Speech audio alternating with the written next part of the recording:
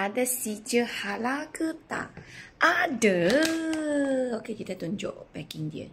Ni sijil halal.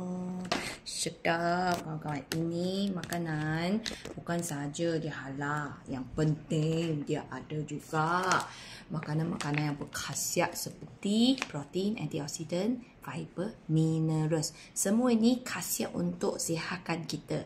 Siapa boleh minum? Okey, sini dia tulis sesuai untuk orang muda ataupun orang tua ataupun budak 1 tahun ke atas, dengan dia sesuai juga untuk kawan-kawan yang mengandung dan menyusu.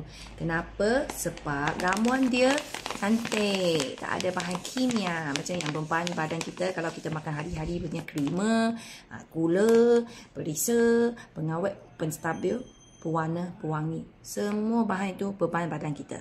Ini tak ada. Itulah budak 1 tahun ke atas boleh minum. Sedap tau kawan-kawan. Okay, mari Watermi cuba buat satu cawan kat korang.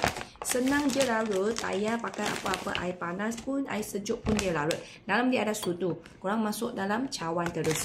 Ambil je. Kalau korang nak minum syok-syok aja, korang letaklah 2 sudu. Kalau pagi, sahur 4 sudu. Letak 4 sudu dulu. Wangi tau. Ini soy, bukan soy biasa-biasa yang biasa kita beli kat luar. Dia tawar-tawar kan, dia tak berapa sedap.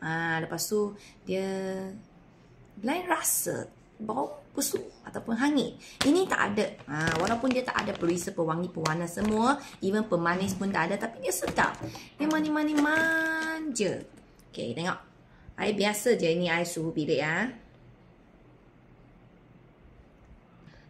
Senang je larut. Orang just kacau-kacau dengan air sejuk pun boleh Air punya ni air suhu bilik.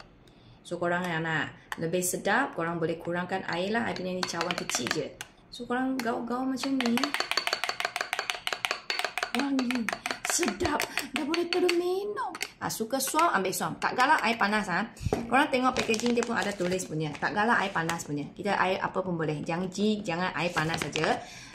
Supaya kita boleh kekalkan khasiat dalam minuman ini. Okey. Sangat sedap. Sangat sedap. Ini packaging baru. Dulu warna biru, sekarang warna hijau. Packaging baru, ada juga resepi kek. Ngam-ngam. Ini hari semalam saya ada buat kek tunjuk korang. Tanpa gula, tanpa gluten. Hanya guna 3 bahan saja. Resepi korang ikut je yang kat belakang ini. Okay? So cepat pergi order kawan-kawan. You nak minum sedap-sedap, setiap hari boleh. You mau makan kek,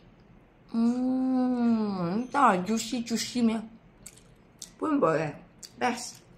Cepat tekan bako kuning order. Sedap. Satu family boleh enjoy.